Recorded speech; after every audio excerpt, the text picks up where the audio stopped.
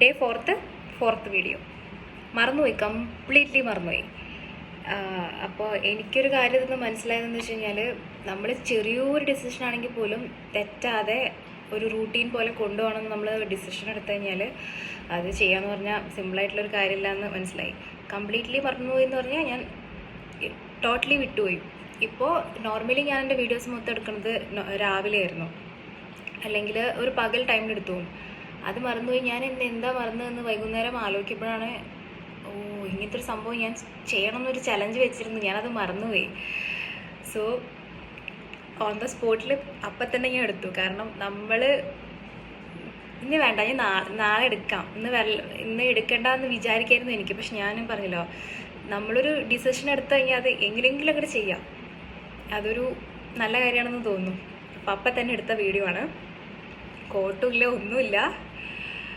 Consistency മുഖ്യം ബിഗിലെ. Okay, അപ്പോൾ ഈ വീഡിയോ ഞാൻ പുറത്തെ വീഡിയോ ആയിട്ട് ഇടാറ്.